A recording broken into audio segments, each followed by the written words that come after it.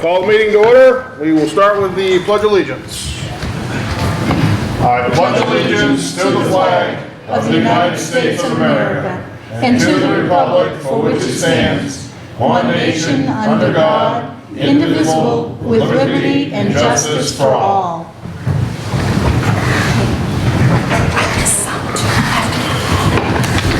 Welcome everybody here, and we'll get started. And we do not have a town manager's report. She got delayed on her business trip, and we will go to any items by the public. Go ahead.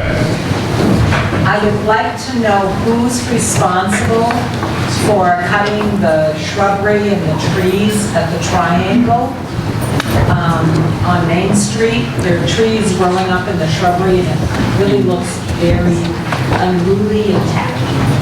Denise. Where's Denise?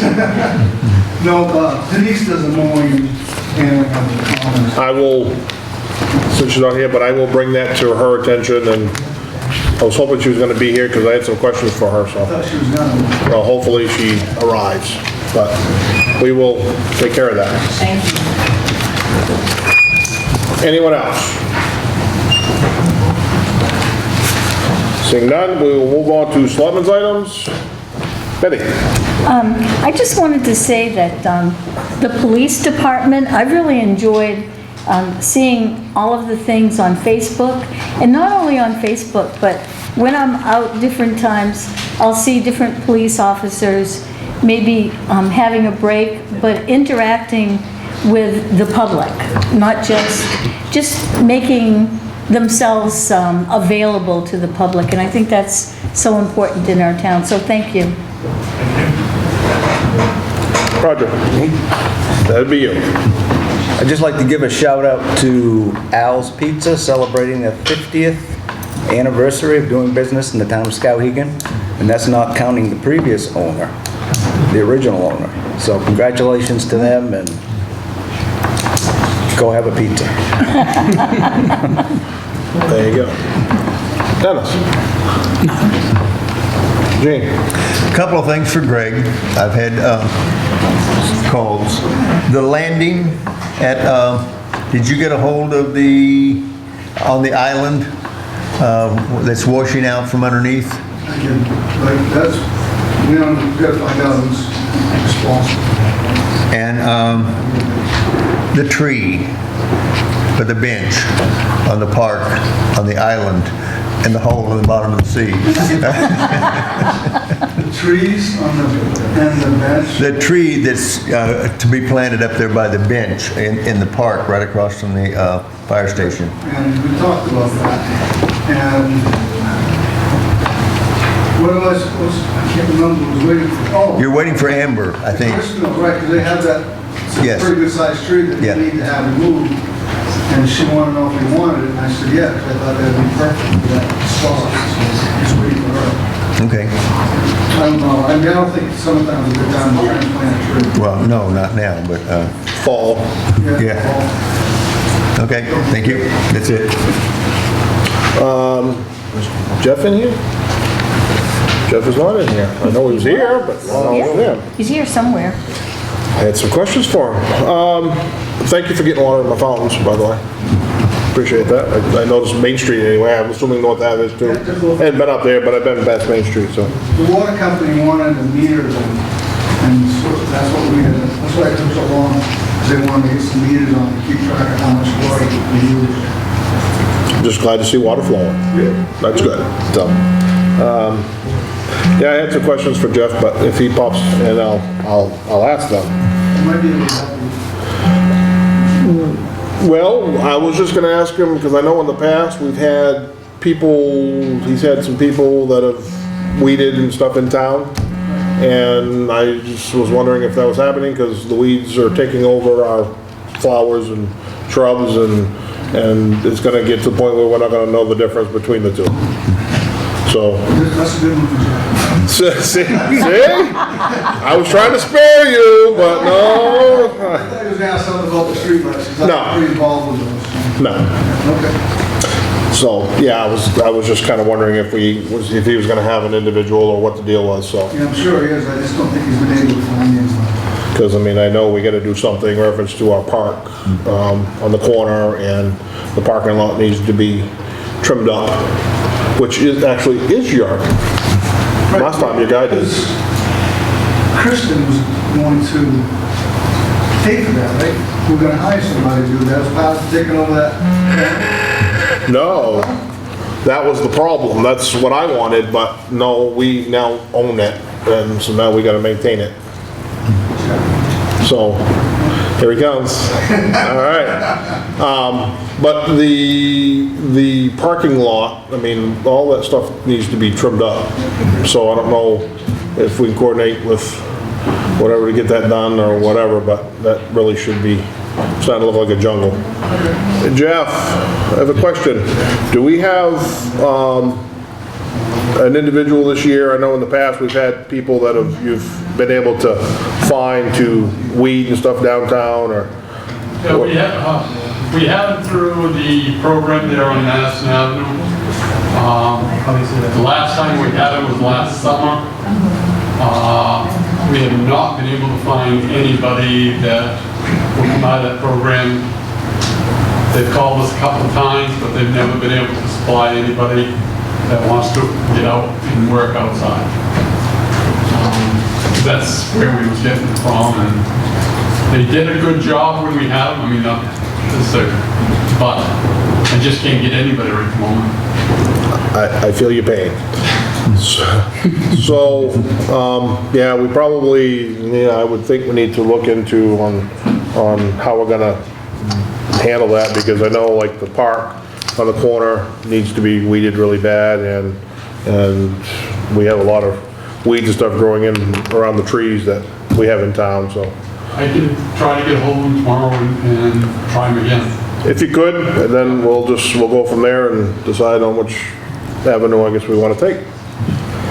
Is there not the program anymore to work with the sheriff's department? No. With the prisoners? Is that? No, they still have the program, but you have to hire, I don't know how it actually works, but you have to have a sheriff with them, supervise them at all times. And So it's just as easy to find somebody to hire? Right. Okay, gotcha. Thank you. So yeah, if you could check on that, Jeff, I will. and then if it doesn't pan out, I get it, and then we'll decide on which avenue we want to go. Okay, department and committee reports. Greg? I don't know if you've noticed, but they're milled all the way down to almost Whittemore's now on 201 on the Waterloo Road. So they got another week of going back and fixing the shoulders of the road, the places they're going to patch, and also they'll be moving the lights in next Monday to start working on Waterloo Road and West Front Street, that building project. B&B, our paving company, they moved the equipment into the East River roads to start doing that repair. So we're going to grind up and reclaim that section of road, add about 8-10 inches of reclaim to it. We'll treat it, compact it, then they'll pave it, and then they'll finish paving the East River Road, move to Dudley Corner, get North Avenue, and then we should be all done in Russell Road. The sweeper's fixed, everything's fixed on it. They're not thinking that they want to replace it with a new machine, but they did extend the warranty on it, and we're just still in deliberations on how long a warranty we want. We want 3 years, they said 2. I'm just going over. The mowing machine broke. The mower itself. Anyway, it's just taking us a couple of weeks to get the parts. But we got the parts. They came in yesterday today, and we should be back to mowing. So anybody that's concerned about the mowing that hasn't been done, it will be done. Over the weekend, there's some significant damage to the swinging bridge. We'll get it fixed. But, wanted to thank the residents that took the time out of their day to fix what they could on the bridge. You know, it's nice to have people in the town take some pride in the bridge and do some work themselves, which saves us some time too. And other than that, I got to talk to you guys about the load of bids, and it's gonna be a fun night. I do have a question, which you might be able to answer. I mean, do we have any movement whatsoever on our left-hand turn? I mean, I would hope that we could get this done before the state goes in there and paves everything.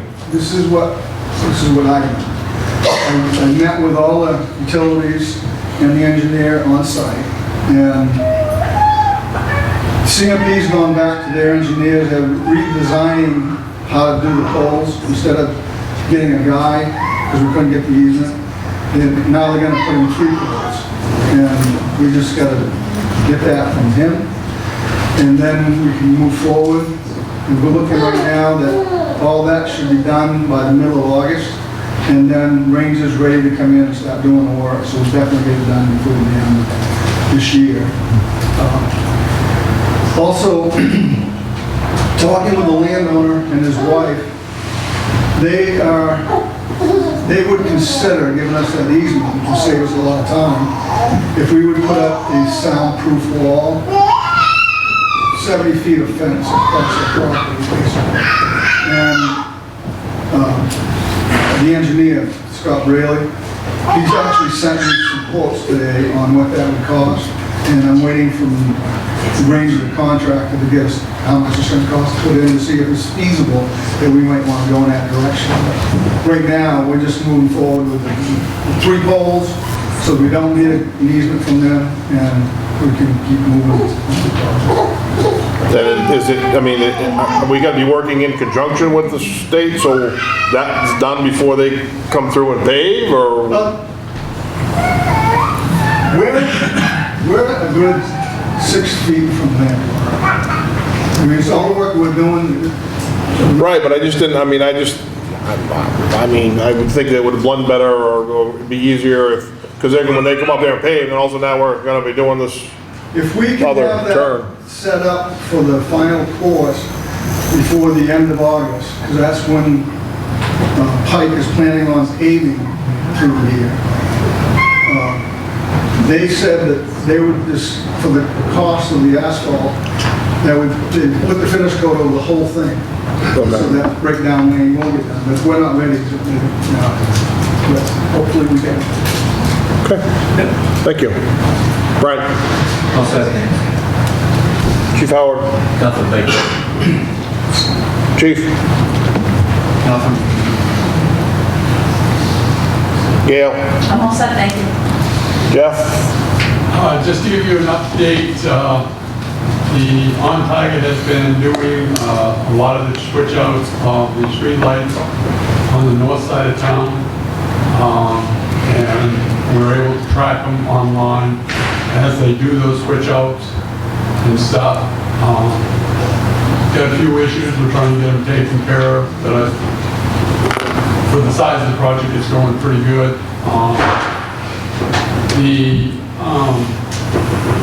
On the building here, we're probably within 30 to 45 days of finishing the major changes here in the building. The roof access has been put in now, which makes it a lot easier to get to the roof now for any of the projects that have to have it up there. And the air conditioners, or heat pumps, basically just have to be wired back into the control system, and again, hopefully within a couple weeks, that system will be up and going. So I'm assuming the whole, I mean, obviously it was a big project with all our buildings. I mean, are we coming along as expected, or are we behind, or? We're a little bit behind here. The It's taken a little bit longer on getting the wiring done and the control systems done. That's what's kind of holding up for pollution control and the rec.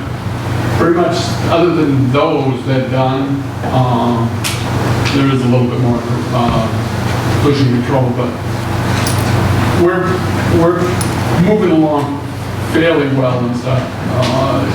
I would say we're not that far off from what the original schedule is.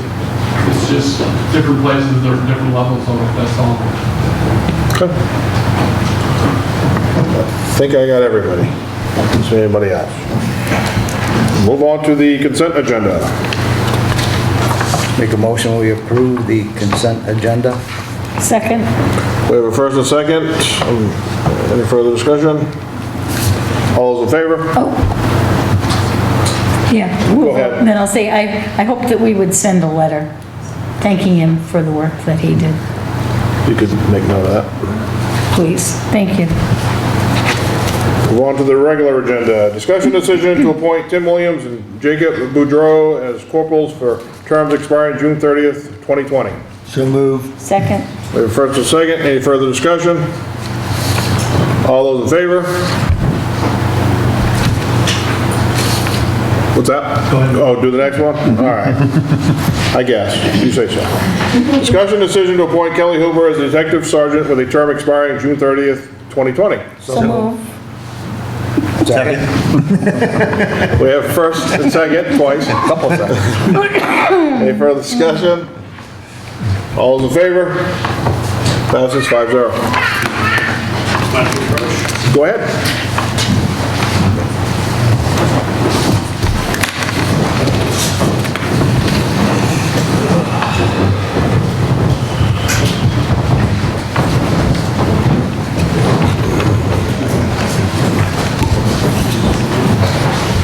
So real quick, I just want to recognize these three police officers. They're here to help watch over the town for all of us. They've been here for a long time. I've been the chief here for 2 years now, and the three of them are just the most extraordinary officers I've had the opportunity to work with in my 20-plus year career in law enforcement. Jacob and Tim over here have been hard chargers out on the road at patrol.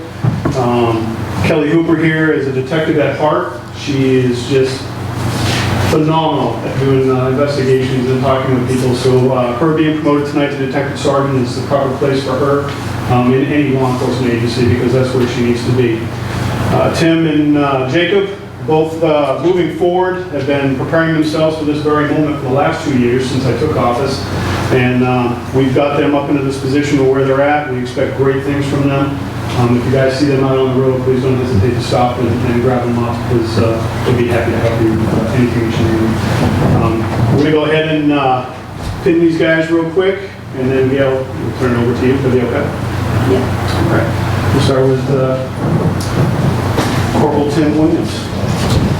He's being pinned tonight by his wife.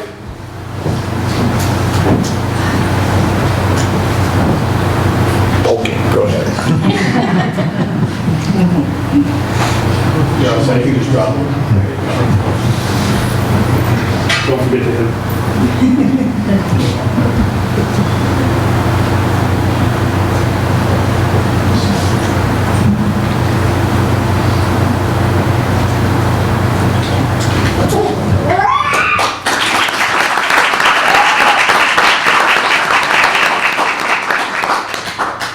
Pinning Corporal Jacob Boudreau as his fiancée and his newborn, who will be a future scouting and law enforcement officer.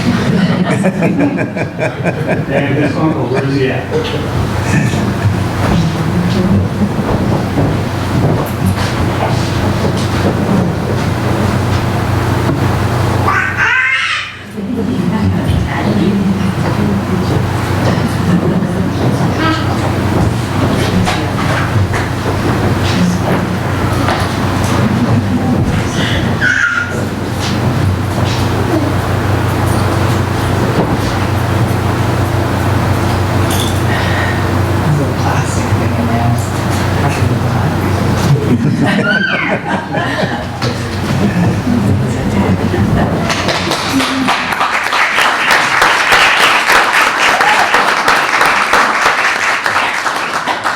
I have the honor of pinning Detective Sergeant Cooper, but I would like the deputy chief to come up and help me with that as well.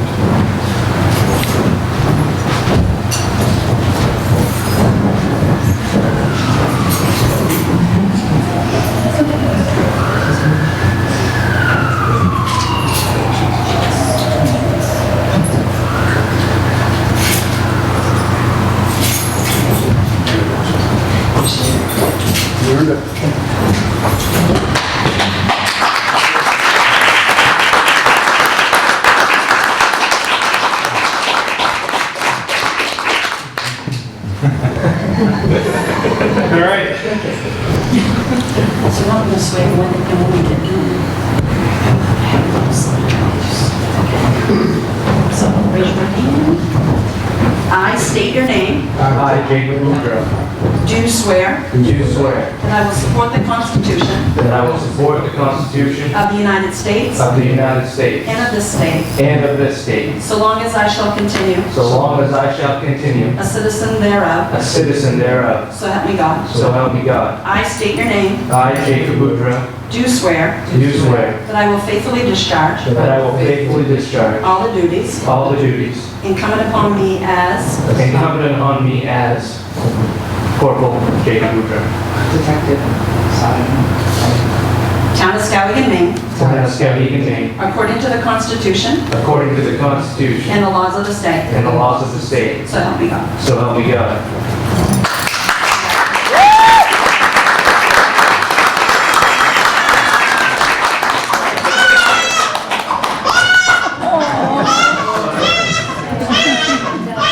Congratulations, sir.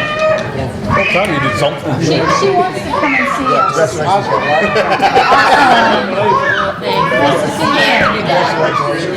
Good to have you back, Kelly. I'm so glad. What's all this silliness? Thank you all. She's a dad. Thank you. Thank you.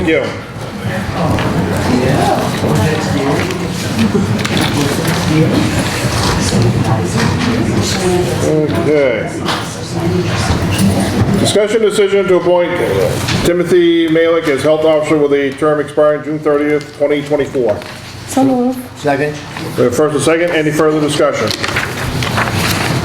Seeing none, all those in favor? Passes 5-0. Discussion decision to appoint the following to the planning board: Brady Chapman, term expiring June 30th, 2021. Chris Laney, term expiring June 30th, 2022. So moved. Second. We have a first and second. Any further discussion? Seeing none, all those in favor? Passes 5-0. Discussion and decision to expend an amount not to exceed, and that figure has changed. It's $41,522 from the downtown TIF as match funds for the Efficiency Main car charging grant. So moved. Second? We have a first and second. Any further discussion? And yes, why the change in price? It's not a change in price on revision. What it is, because we have to guarantee that these will be maintained for 4 years, we're trying to put in what they call the assurance program warranty, which will cover for the full term that they're there, 100%. If there's a problem with it, they'll come in and fix it. And these figures did not come in until after I submitted the application. The other was to make sure we covered those minimum of 4 years. I also had to up the internet connection charge for those, since we're charging people to actually charge their vehicles. So between those, it was the roughly 5,000 or whatever the difference was between those two. It was between those two line items. 8,000. Okay. Any further discussion? Seeing none, all those in favor? Passes 5-0. Discussion decision to award the masonry work for a municipal building. Oh, no, I missed one. Discussion decision to expend an amount not to exceed $306.25 from the DARE reserve account for camp postcard. So moved. Second. We have a first and second. Chief? I just want to bring the selectmen's attention that this part of the agenda has already been purchased. During the flow of things, I misstepped out of my bounds, and the items were actually purchased and already utilized at Get Postcard, which is already come and gone, and I just wanted to make sure you guys are aware that I made an error. Well, thank you for coming forward with that. Any further discussion? Seeing none, all those in favor? Passes 5-0. Discussion decision to award the masonry work municipal building bid. The following bids were received. Buzzard Masonry for $18,500 and Main Highlands Contracting $19,870. Jeff Hewitt recommends awarding the masonry work municipal building bid to Buzzard Masonry with a total bid price of $22,000, expending that amount from the municipal building reserve account repairs designation. So move. Second. We have a first and second. Any further discussion? I'd just like to say due to the 22, that's due to also work done at the north entrance steps, which would be $3,500. So people out there in the public, that's the difference there. Any further discussion? Seeing none, all those in favor? Passes 5-0. Discussion decision to award the loader bid. Breakdown of bids is in the selectmen's packets. The following base bids were received. There's a lot of them. So it was actually good to see that we had a lot of bidders. And Greg Dorr recommends awarding the loader bid to Central Equipment Company with a total bid amount of $162,639 and expending the first payment of $56,174.65 from the Highway Department Reserve Account Equipment Replacement Designation. So move. Second? We have a first and second. Any further discussion? I got a question, why the difference in the bid price and then the recommended price? Greg? Because the bid price is the base bid, but I had warranty included and a bucket. Should in my memo, you can see that they had those things in and that compared in the bid itself, apples to apples. This is probably one of the most difficult bids I've ever had to go through because the lowest bidder is another new piece of equipment, you know, that we're not really familiar with, and always very hesitant about that. Then the next one to him, Frank Martin, was just up the road, which is nice, you know, to have somebody that can do that. And then also the guys really like the JCB. So, you know, I was like, what do we do? So my reasoning for recommending to do something, number one, is that the research that I did do, and plus my seasonal guy, Amos, that runs, he works for us in the morning, he drives the grader, well, he works for Pike, running a loader in the summertime, and he's running a new thing down at the state garage. He's very pleased with it. So that kind of changed my mind. Plus, the guys actually ran it, were impressed with the power and the speed of the hydraulics. So hopefully it'll be a good deal for us. Well, then my concern is, because the way you wrote it, is the fact that, well, I mean, how you wrote it in here, well, the guys were happy, well, I mean, I'm not necessarily, and I'm not one for wanting to spend money by any means, but every time we seem to go necessarily lower bid, and now, you basically have also stated the fact that this machine is new to, and every time we do that, we seem to get burned. And so that concerns me. And I don't want us to be doing a bid because, well, the guys liked it. I mean, I want us to buy a piece of equipment because that's the piece of equipment that's gonna do what we need it to do. And so I'm not so sure. We don't want to overlook the fact that, if the men operating machines like the machine, they're more inherently going to take better care of it. If you give them something that they don't. The other thing is that Amos has been running a loader for 20 plus years for pipe all summer long. And, you know, he's driven operated a lot of different types of loaders, and I really take his judgment on something like that because, you know, he would know. He would know because he's like me. He's a cat man, right? Caterpillar. Like a Ford Caterpillar. I mean, we buy them. It's definitely it's like a Cadillac and a Chevy. Two totally different machines. You can't justify it because of it's such a spread in money. I share your concern because we did go through the Wackadoodle, which is a new machine that gave us problems. And then the sweeper, Swartz, is another new company, and we've had problems with that since day one. Yeah, it is a concern, but I think that the Doosan, you know, from the recommendation I got from Amos, I think that we're shooting better than we did in the Swartz. Well, we gotta get the level of service if something goes wrong with this, because that's another issue that we've had in the past where we're buying this stuff and then we can't seem to be, you know, we seem to be getting, you know, we're coming out on the short end of the stick.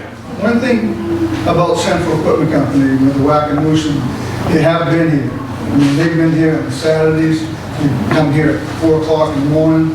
You know, we call, they come. So Where are they located? Huh? Where are they located?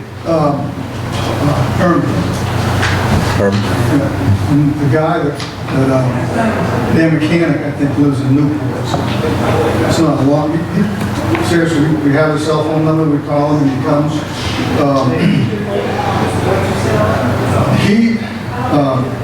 Central Equipment carries, you know, some of the parts that typically break in the course of the year. We have them on the shelf. The best we can do, and we have that problem with a lot of companies, they don't stock parts anymore. Which they don't, and I do get because I run into that too. But I just don't want us to, you know, jump into this and because it's a cheaper price and the guys like it versus it's a piece of equipment, and I hope, whether they like the piece of equipment or not, they're taking care of it, I hope. And if they're not, it should be addressed.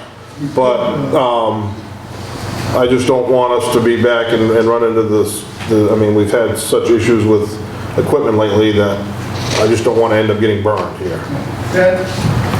You know, with that mindset, we've had that John Deere since 2004, and really haven't had any major issues with the street car. And anytime we had a problem with it, you know, they'll come fix it in a timely fashion, but it's very expensive. But we do have experience with John Deere, and it's been very good. And that's $193,000. Is it, you know, $30,000 enough money to take a risk for 3 years? But there's the other thing too that I wanted to talk to you guys about too, because put it on a 3-year lease, so we make 3 payments, we own it, and then so the 4th year we should trade it.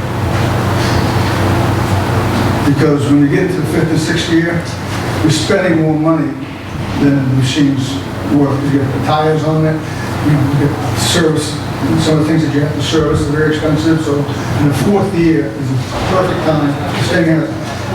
Most loaders still have a, you know, decent residual value, and so we can basically stay in a decent machine all the time for, you know, 50 grand a year that we're spending. Probably be less than that next time around because we own the machine. But anyway, I would love it that we buy a machine that we have experience with, a Caterpillar or John Deere. But I personally, with taxpayers' money, can't justify a $30,000 increase. Well, how's because we just recently purchased a JCB backhoe, and how's that working out? We didn't have any trouble.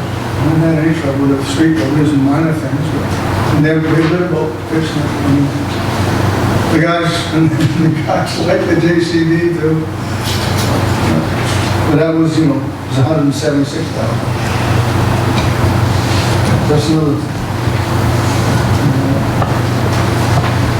that's $14,000. Any further discussion? I think we were only He wanted to- $4,300 a month, right? Even after the warranty. Well,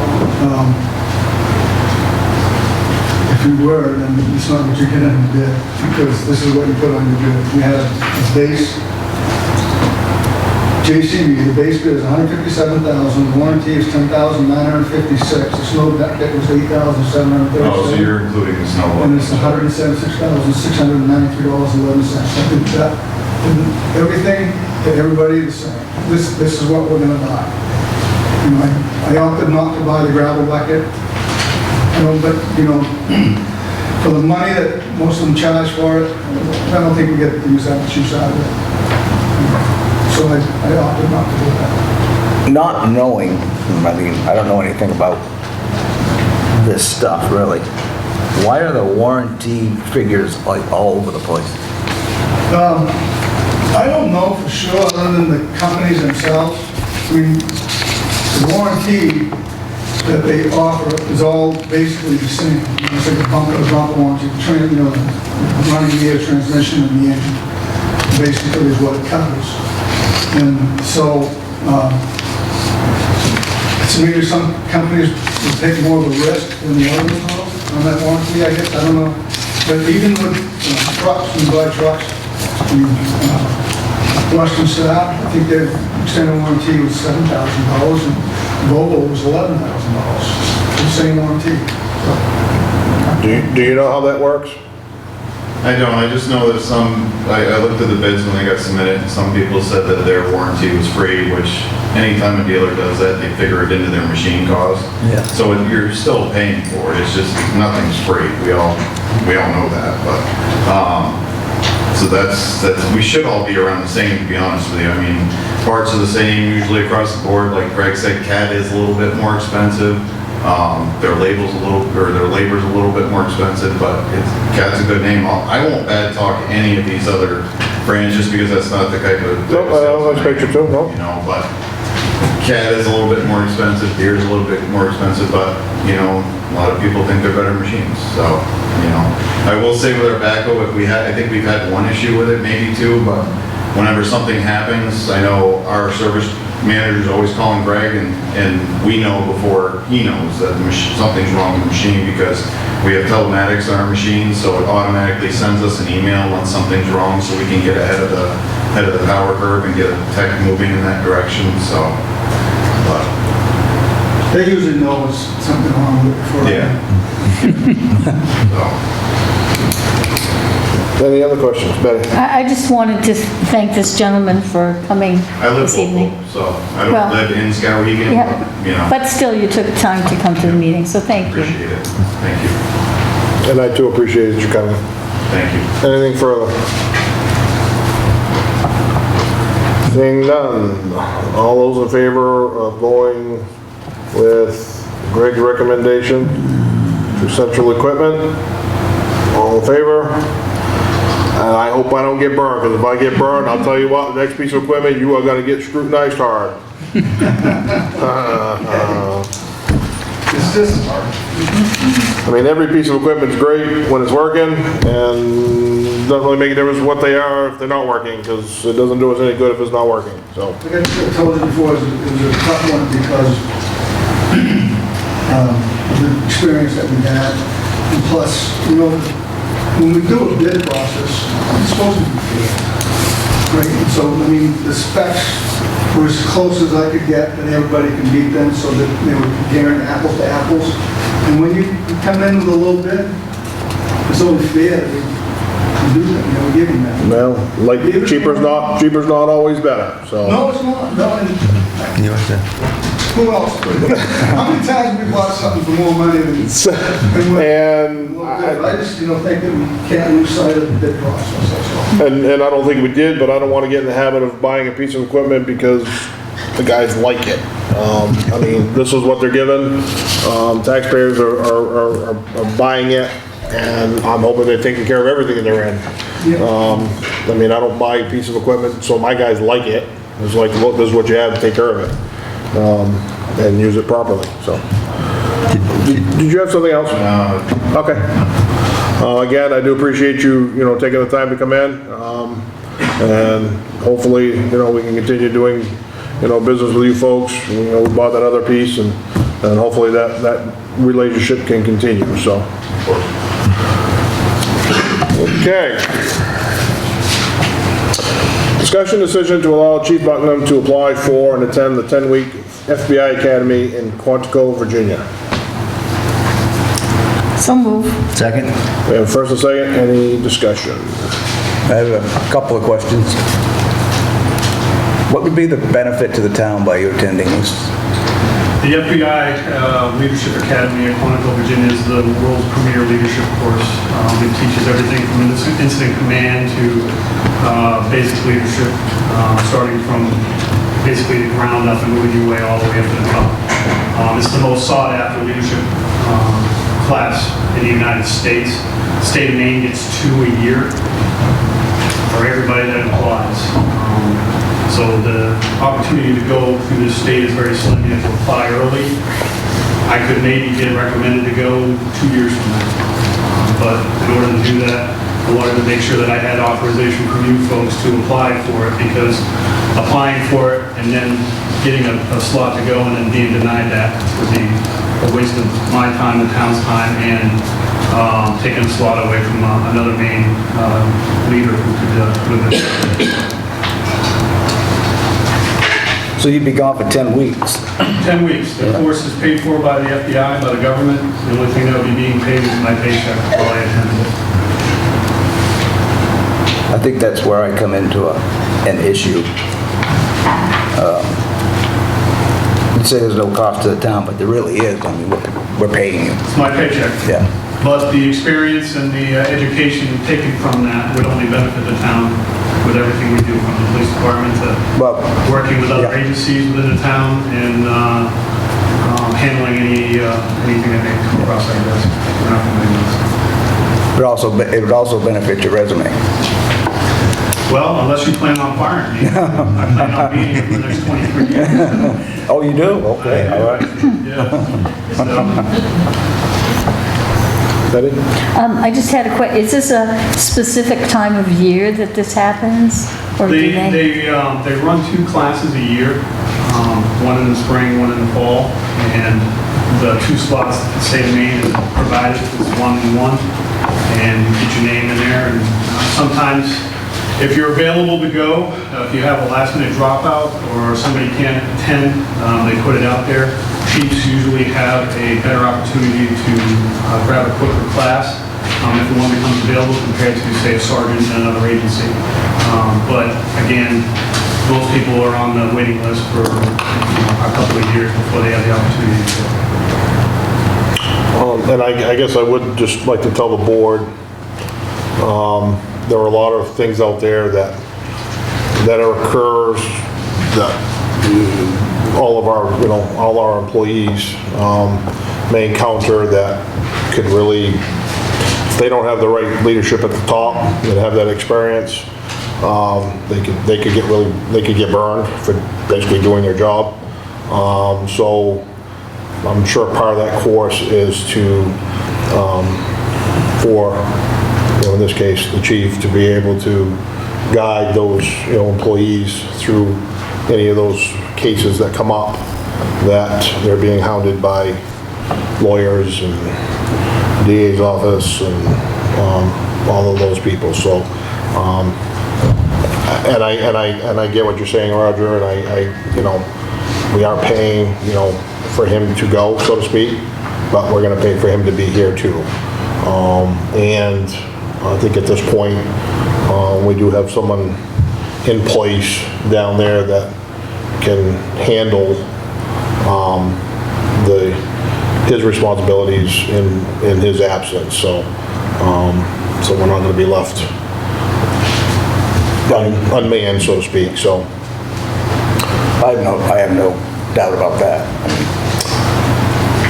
Anything further? I just wanted to say thank you, because it does look like and seem that you're really building a good force that you could trust, that would be right there for you if you were gone, so thank you.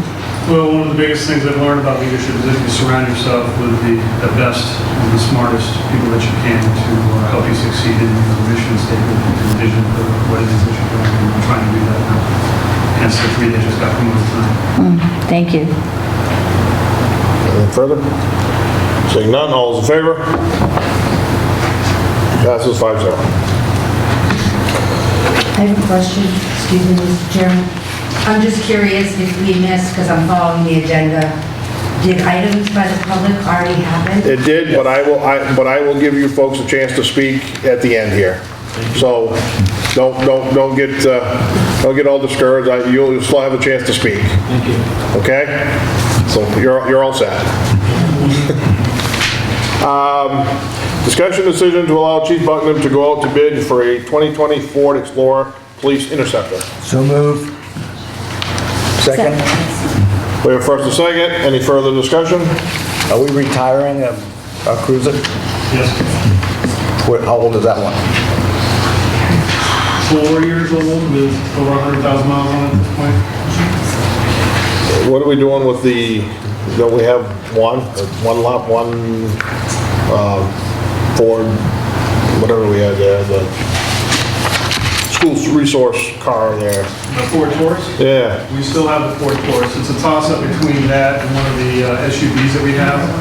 I had to take a look at which one's nickel and dime me as maintenance goes, and what I think most out of the vehicle. So right now, looking at it would be to turn in one of the other Interceptors and replace it with a new one, and continue to have the Taurus to use for a hospital and the school resource or any other of the detailed stuff that the officers have there. So, but I have 3 vehicles right now that they're hitting my budget pretty hard, and with parts and labor going up for repairs, it's eating into my budget. Okay. Anything further? All those in favor? Passes 5-0. Discussion and decision to approve the agreement with MDOT for improvements to the intersection of Madison Avenue and Commercial Street. So moved. Second, We have first and second. Any further discussion? What's the improvements? I agree, because I wouldn't classify it as an improvement either, so. Yeah. Greg, go ahead and speak. A couple, 3 years ago, the state came to us because the intersection of Commercial Street and Madison Avenue was one of the high crash locations in the state of Maine, and they had some money to correct some of these problems, and he had offered to us to put in a traffic light to help take care of that crashing problem. In the same breath, they told us that they only had $2 million to take care of 22 projects in the state, so the chances are pretty good we weren't going to get it, but we did. And so what will happen is it'll be a 6-head light. We're measuring two lights for each intersection. And so you'll stop coming down Madison Avenue, and then Elm Street and Commercial Street will get to go, and then they get to stop and come back to Madison Avenue. If you're one of those people like to come down Madison Avenue, get on the left lane and pass people, get back into the right to go around business, so you'll be able to do it. But other than that, I mean, there's pedestrian lights going in, and, the lights that actually control the lights overhead, which is going to help with the pedestrians getting hit. Like crossing from the old Carpenter building over to what used to be the record shop as well. Well, I guess several people have been hit there. And so that's going to help that problem. And then stopping the cars that are going north on 201 is going to help with the rear-ending is happening a lot at Heights.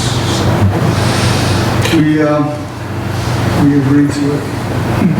Is there gonna be, So we kind of got to go for it. is it gonna be timed with the one on High Street? Yeah, we had that discussion with them, you know, and all that stuff will come up on the design, but when we were first talking about it, that was one thing that they actually said that, you know, we're gonna have to do that because from High Street and Madison Avenue, there's not much storage in there, so Right, they're gonna have to change the improvement. thank you. And if that light was to go in, I mean, now, once it's up, we have to maintain that, correct? So how much does it cost us right now to maintain the lights that we have? Well, just for the lights, the bulbs typically last about 4 or 5 years. And the cameras, they're probably good for 8 to 10 years.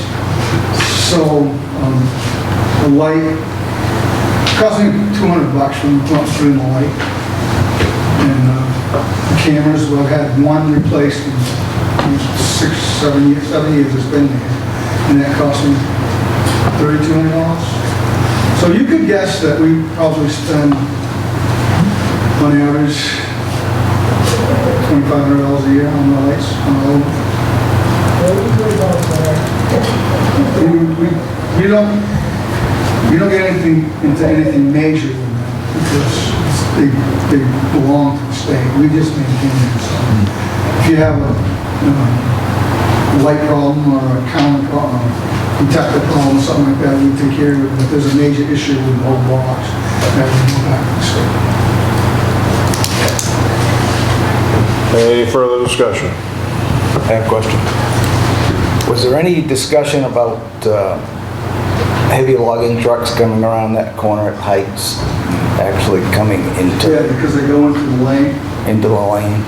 So when it goes to design, we'll end up revisiting that, and I'm not sure exactly how that's gonna come out, because this project was part of a project that was 10 years ago. Steve Landy from the DOT Traffic Division had a set of lights. He said that we could have them, and we could put them in that intersection, but to do that, they needed to take the corner at Heights, and the landowner wasn't amenable to it. So, and we didn't have any, this was basically going to be a free job, so we didn't have the money to do that, so the project ended. But now that this is a similar project in the same location, I'm sure they're going to revisit that, and this time it probably will go through because they don't have the money. That's a problem.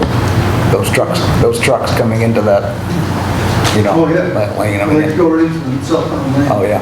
Yeah.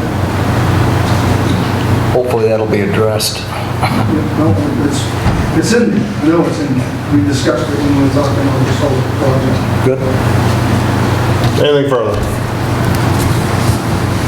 All those in favor? All those opposed? Me, because I can just see this being a nightmare.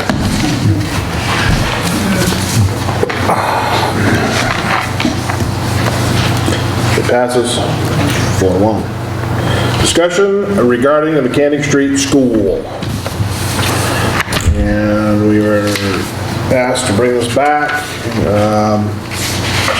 And we have the information that was asked. It was built in 1855 and was surveyed in 1991, but is not on the list. And the appraised value currently is $50,100 according to the tax card.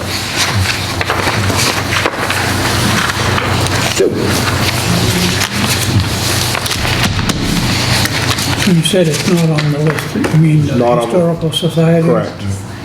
Do we have any interest? Has someone shown interest in this of late? Not as of late, we just had that one interest that we had discussed, but they basically wanted, Freebie. yeah, they wanted us to give it to them. I mean, they had good intentions for it and was gonna do, according to them, a bunch of work to it. I have asked for this to get put on for the simple fact that, I think I mean, it's currently ours, and if we're going to keep it, then we should be ready to put money into it. Instead of just letting it sit there, or if someone's interested in purchasing that, however we want to do it, to do something with it, great. But as of now, and for years, it just sits there empty, and it's just getting worse. And to me, it's nothing more than an eyesore, and it certainly isn't going to get any better. So I just thought that we should address on which avenue we'd like to go with it. And Do we have any idea what the cost would be to rehab it to a reasonable? a lot. Jeff, do you have any idea? There is a small foundation problem that has to be taken care of, but I really haven't gone in and looked at what the heating system of it is. Again, it is pretty much just a one-room with a bathroom structure. There really isn't a lot of room there. But if you want, you can go in and look at it, get some ideas of cost of repairs and stuff. It doesn't have a lot of maybe use out there, but it might be good for clubs or something that wants to have their own meeting room, something like that. It's up to you if you want us to look at it, to get some ideas of cost and fixing it. I think the roof's in fairly good condition. There is a bat problem in there that needs to be taken care of, but as I say, and I do know that there is some library stuff over there that needs to be taken care of, but I don't know. It's been months since I've been in there. My personal opinion? Yep. Let's get rid of it. Because I just can't see us spending a ton of money on it, and I guess for what purpose, once we spend all this money to do, well, what are we gonna do with it? So, and I don't see that fitting in anything that we're planning on, in the future, benefiting us in any way. Unless someone else could think of something, but, so, that's my opinion. You're suggesting that we become proactive in divesting ourselves of it? That's my opinion, that it needs to go. How much land is with that? I can see the measurements of the building, but I don't see. Or something of an acre. There is not a lot of land on the side of it. You might get a car on one side. There's a little bit of space on the back that does drop off. Right. Out back there. It looks like there might be a little bit of space on the right-hand side of it. There is a little bit. There's a lady. 0.12 acres. Well, I was gonna say it's about an acre. Go ahead. Who's responsible for mowing it? I mean, because I live across the street. I hear you. That's my point. It's not being taken care of, and we own it, so if we're gonna keep it, then we need to start at least doing something to the outside, and I don't disagree with what you're saying. Right across, that is right next door to it, it's been kind of weed whacking part of it, but he doesn't dare do too much, you know, because, Yep. and it, I mean, I don't disagree with you, and that was another reason why I brought it up, because it does look awful. It's not being taken care of, and if we own it, then we should at least have some kind of curb appeal to it. At least wouldn't mow it. It wouldn't take a lot of effort to do that. So, my opinion, it needs to go, and I guess, I mean, because we can make that blueprint to look however we wish to. You know, we can put it up to bid, we can, you know, have a set price, you know, at least a minimum. And to me, if it was going to, if we were going to get rid of it, I would say it needs to go to a, you know, not to a nonprofit, so, you know, we can get it put back on the tax map. That would be my suggestion. When I bought the old VFW, it was the deed that it had to stay as a taxable building for 5 years before it could work on all. Beautiful. Works for me. Sounds like a good codicil to the deed, yes. I would agree to try to sell it for a minimum amount. That we can, decide on. And we're gonna ascertain a minimum amount how?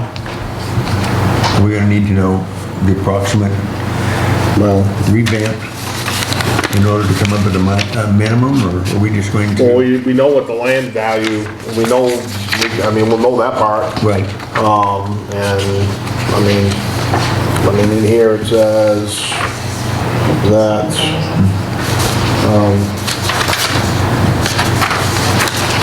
the appraised value of the town is $50,000. Right. So I guess go from there. I guess we can discuss that later if this is the route that, we can agree that we wanna get it, sell it, get rid of it. So.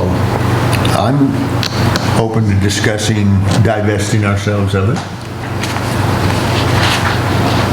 And I think it's good that we're having discussion, and that will give people time to get back to us if there is something that we're not thinking about, and give us time to think about how would we draw up a contract before we actually get any people looking to buy it.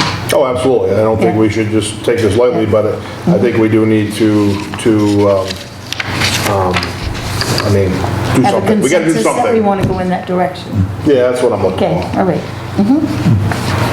Roger? In the meantime, I think we should send a crew in there to cut those. I'll see that that's taken care of. What's your consensus as far as the building? Me?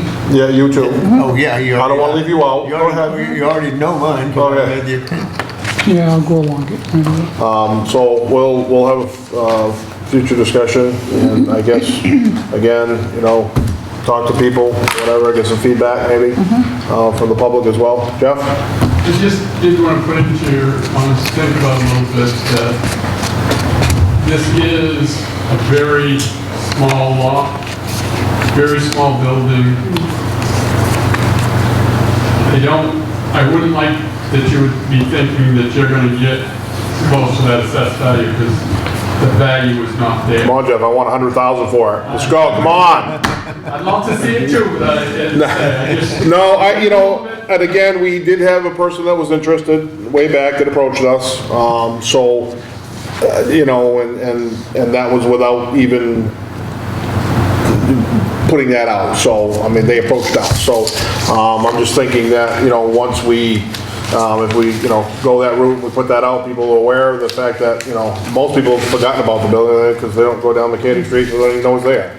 Except for the people that look at it every day. Sorry about that, but I will see about getting it cleaned up for you. Thank you. I just think that, we need to do something with it, and it's just gonna get worse, and the point where it's just gonna start falling down, so. So we'll discuss that a little bit further, and we'll see how that looks, and get some input maybe, and go from there. Okay, treasurer's warrants to be approved, in the amount of $497,921.91. So move. Second? We have a first and second. Any further discussion? All's in favor? Other business. No. Now, other business. Now you folks this is where you can speak out here. Thank you. And whoever speaks, if you just would state your name, so because it's recorded, and she has to take notes and. Okay, I'll talk. Okay. Hi, I'm Irene Nagel, and I live on Free Street in Skowhegan. I've lived there for roughly 32 years.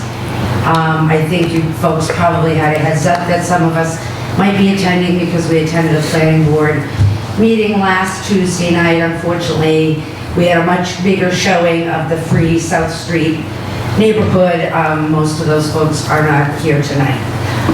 Basically, I have a new neighbor, which is directly across from my home on Free Street and on to my side of my house on Route 201, and that is Central Maine Septic. I'm very concerned about having a business such as that directly across from my home and next to my home. Other neighbors have it next to their home. Unfortunately, because we're very aware there's no zoning in this town, so years ago, when I bought my home, there was an apartment building on the corner of Free Street, and on the opposite corner, there was a home. And there was a home demolished, but across from us. In that time, because of no zoning, property's been sold, property's been torn down. The Big Apple moved into our neighborhood, out on Route 201.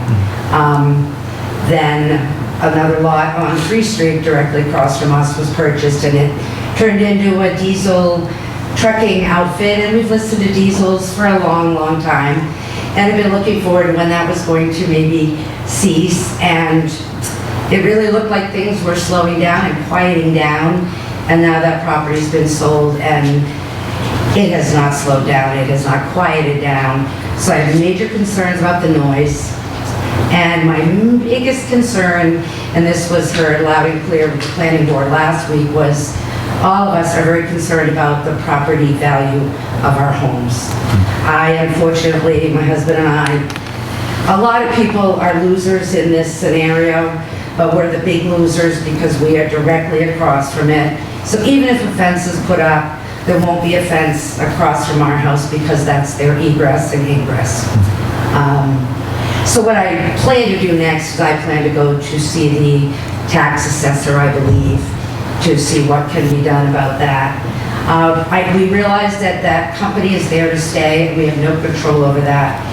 The concern we have moving forward is we would like to see how to help and be part of a solution to word and write some reasonable zoning ordinances that could be put to the public, but put in such a way that they understand what it means. And I think everybody, I think I understand what people think of when they think of zoning, and oh my God, people are gonna tell me what I can put up and I can't put up.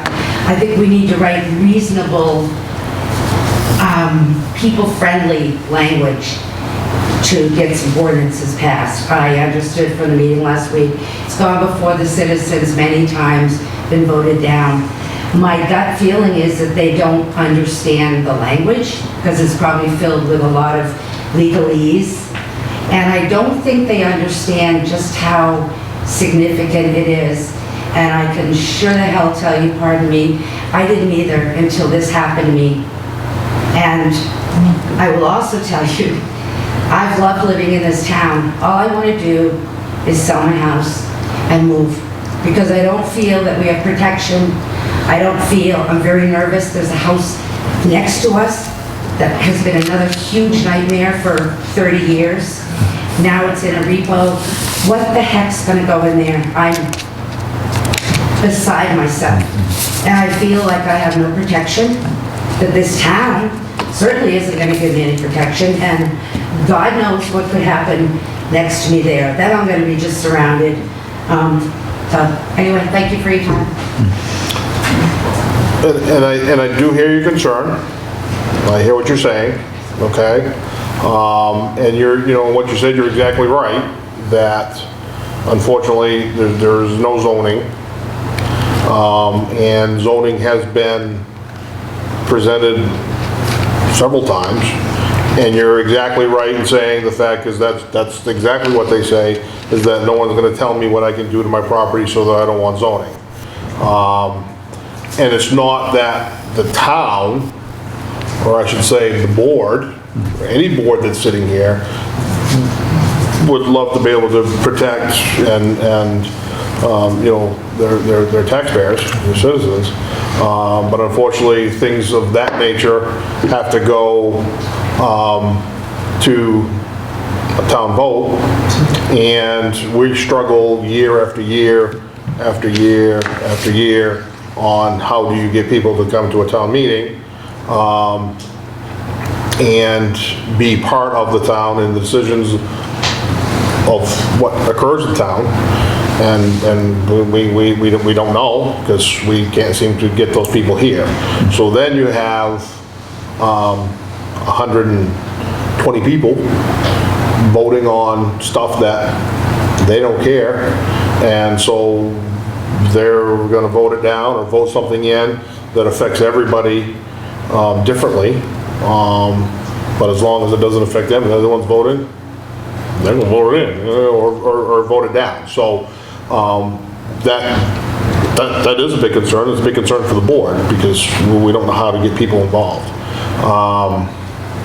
And I don't know how you get people to understand, and that's no different than anything that goes forth with a vote, because people, you try, and people don't want to listen, because they, in their mind, they're hearing a certain thing, and then that's all they're focusing on. They're not looking at the full picture. Well, they should, because then you find yourselves in a situation that you folks find yourselves in.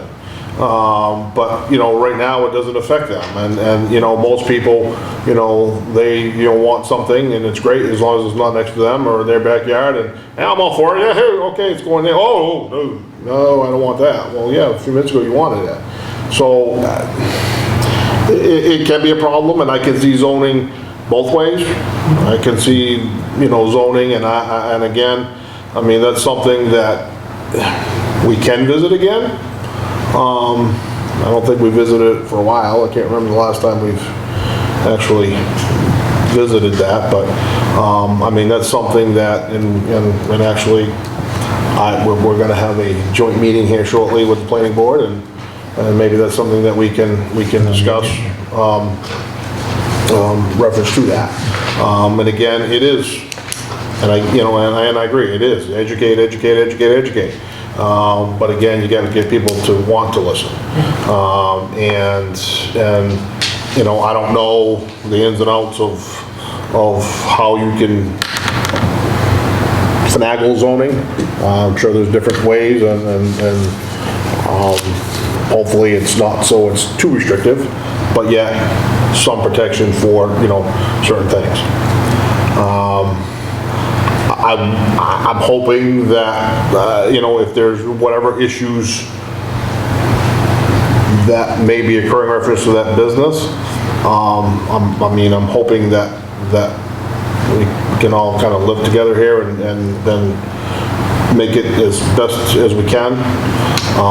So, I mean, if there are issues pertaining to that particular business that, you feel that are occurring, besides the fact that, unfortunately, at this point, I can't change on how it may affect your value of your property, but if there are other issues reference to noise or whatever, if there's things that, we can try to maybe speak to them, and, I'm familiar with them, and they're reasonable people, so, I'm sure they don't want to, necessarily upset the apple cart either, so, so if there's things that he might be able to do differently, change some things to at least lessen the blow here, maybe that's an option. I don't know at this point. Can I speak for a second though? Sure. Moving forward, what is involved in writing something up for a town meeting, as far as if we want to propose legislation, let's call it, on what we say is commercial, residential areas. Goes to the planning board. So basically, if this board here directs the planning board to say, hey, we would like to have some language drawn up, that's a task that this board would put on the planning board to say, hey, so draw up some things, and then it comes back to us, and we'll hash it out, and we can tweak it. We can say, yeah, we don't want that in there, we can whatever. But ultimately, then once the final piece, then it's got to go upstairs. Yeah. As someone as the general public is the taxpayer, long-time resident of this town, if I want to get involved in that, you say I have to join at the planning level? Or go to the planning you can go to planning board meetings. Which we have. But you could go to a planning board meeting on a regular basis, and so when you know that they're discussing that particular topic, if you know that that's kind of in the oven, then you guys are more than welcome to go to a planning board meeting and you know, they'll at some point, they may, you know, you could say, well, I just would like to speak, and you can put your input in. They'll, you know, I mean, you have that right to do that. Correct me if I'm wrong, but can't they initiate a citizen's petition? That's, Thank you, Roger. Yes, they can. Pretty sure you can. I mean, they can, but it's still gonna go through that, ultimately, it's still gonna go through that same process, It so. has to go through the process. But I think what we're trying to do here is to offer, there's some really good minds in my neighborhood, some really invaluable resources that I think could be really beneficial to helping research and write some of this stuff and putting it in such a manner that it is reasonable, it is user-friendly, it is non-restrictive, and whatever. So I think what we're saying here is, hey, we'll help do this. How do we go about being asked nicely to be a part of and help write this ordinance or what have you? You have the opportunity to put your input in. Now, obviously, the planning board is they're going to write this thing up. That's what they do. And then it comes to us and we dissect it, look at it, and say, you're out of your mind or whatever, and we may ship it back to them and say, well, you need to go back and change, you know, but you certainly have input in it, and you know, obviously, you know, you folks may come up with something and say something no different than I'd love to have people here, and sometimes, yeah, it could get hectic, but, you know, somebody out there in the public may throw something at us that, oh, wow, we didn't think of that, and change a whole entire decision of the board, because we just didn't think of it. And, you know, so the same thing would happen there. You folks may have some great ideas that they just didn't think of, and you know, I'm sure they'd be more than happy to listen to that and have some input with it. Todd?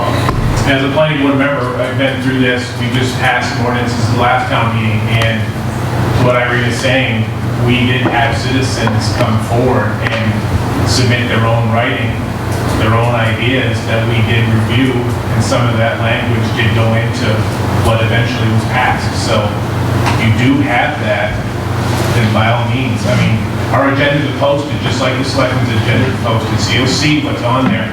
But we all, like this, we also have an items by the public. So you were there last time, and I encourage you to come again. And if you have something, a draft that you put together, like Paul said, we're going to be meeting very, I don't know when the meeting is, but it's probably going to come up. We're probably going to be tasked with something, and your input is absolutely welcome, because when we were the citizen board appointed, we're not elected, and we have a town planner that is a very intelligent man that knows a lot. And he knows a lot of the rules and laws that are already in place, but we have some input that we can, you know, if we put into a local ordinance or zoning, however you want to word it, your ideas could become exactly what you want them to be. But you need to get people to your town meeting, because that's where, if you do it, the petition is probably going to go to a general election. right. You know, and so, I mean, the bottom line is the more people that you can get involved in your, you know, aboard with it, the better chance that you folks can get something to pass. Because, you know, we can sit up here and we can enact and put stuff on and this is what we want to vote, but, you know, it's the public that needs to get aboard with whatever it is and have a passion with something, because it's amazing on some of the things that I'm baffled with that it's like, oh, I can't believe that passed, but oh, okay. But they get enough people that were passionate about that particular item, then they got it through. Versus other stuff is like, I can't believe, it's like, man, that should have passed, but they just didn't, you know, they didn't get enough of those people enough aboard with the idea. And again, and I can't say enough, you're absolutely right. Most people think something is a great idea or whatever, but they don't understand it, and then they pass something and they're going, wow, hey, well, you got passed, I don't know what to tell you, now we gotta live with it. Or they don't pass something because they don't understand exactly what it is. And most people, it's just because their first line of attack is, "You're not taking my rights away," and that's usually their first line of attack. Instead of looking at, we're not trying to take your rights away, we're trying to protect you, even though it looks like we're restricting you, but we're not. Yeah, that's kind of the educational piece of it. So, sir? Yeah, we're new to the town, although we've owned the house here for 14 years, but this is the first year we've lived here full time, and we bought it at the time knowing everything was commercially zoned, and that's how it is where we came from too. Difference is that I think we all would like to see is that there gets to a point where you differentiate between a flower shop going next door or a garden center and, A commercial or commercial business, or specifically something like what that is, where we sit down at dinner at night and they're right there now. It's not a campground. We're not up at, Happy Acres Campground where you say, well, I'm going to get a campsite, so I know there's a toilet right there. We never thought in our wildest dreams that that would be allowed, that they could come that close. Now, I'd like to see anybody in town say, well, I wouldn't mind that. But maybe if they were voting and didn't understand that this is something that could stop from happening to them, as Irene said, the wording of it, there'd have to be differentiated between type of business, at least at one point, a checks and balances of, okay, well, what's coming in, okay? Is it something that we should vote on and say, well, that shouldn't be residential, that close to people raising young kids or whatever, that they're dancing around porta potties. 500 is going to be soon, right next to us. That's what we've been told. So and I can't imagine anybody saying, well, that doesn't bother me. Maybe because they might say that because they have a business that's in residential, that's not bothering anybody, but they're happy that they're able to keep it there. But if we could word something that we could say, this is this type of business, this is this type of business, and boy, this is this type of business that you're going to put right into a quiet little neighborhood. So we'll work with the planning board to see if we can Could you state your name, sir? Yes, it's Rick Hines. Okay. See, this is the problem, and this is what you're going to battle, and I'll tell you right now, is the fact that, again, because you said the magic word, well, if it was a flower shop, well, that's commercial. Yes, that's great, it's beautiful, it's flowers or whatever. So, and a lot of people out there, as far as that particular location, they're going to differ on whether that's a commercial lot versus a residential. So that's the things that you're going to battle, and that's why it's hard to get things through, because how do a lot of people are going to say, well, no, that's absolutely commercial. I mean, it's on the Waterville Road, and it's a lot of businesses up through there, and versus residential. Now I would say nobody would probably, if it was like in the middle of Free Street, halfway down, then yeah, everybody would say, yeah, that's absolutely, residential. This is a third. So that's the problem that those are the things that we're gonna battle. And I'm not gonna sit here and tell you that's why we have a planning board. That's what they deal with. That's why we ship stuff to them. Whether you can restrict, differentiate, I don't know. That's what he does. And they're good at it. If you can change it, have certain things, I don't know. But again, get involved, you can go to the meetings, you can, Bring your own language. bring, whatever ideas that you may have, because I'm sure they'll be happy to hear them. And again, no different up here, the board up here, you don't always agree with each other. And you're not gonna have everybody on the planning board that may agree with it. For whatever reasons, but the bottom line is if this is the route that the citizens want, that they want to bring it forth again, we certainly can look at it, try to draft stuff up, and again, you're right, it's the educational piece, that's what usually gets us, because you've got to get people to buy into it. And if you can't get people to buy into it, it's just not, no matter what you do, it's not gonna work. You got to get those people to buy into it. You know, and I can tell you, you'll have groups from both sides. And you just need to try to get as many people to buy into it as you can, because that's what's gonna win it for you. But I can't stress enough to people, get involved, and be part of it, and, you know, where we don't try to do anything, you know, underhanded or sneak things through. That's not what we're about. And, you know, we do try to, you know, to listen to the citizens the best that we can.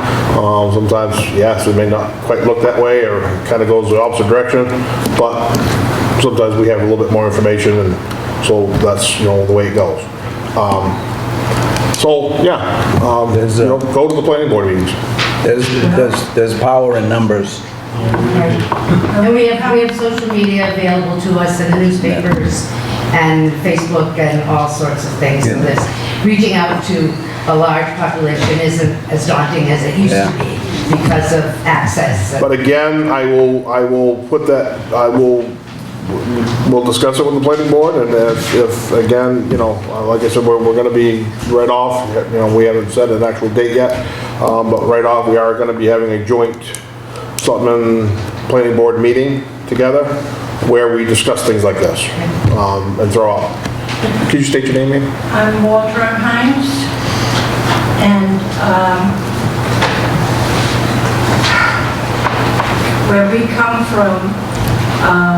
from Jersey down south, is when something different, strange supposed to be going to the town next door or whatever, we get a letter from the town and saying, you know, if we approve within 3 blocks,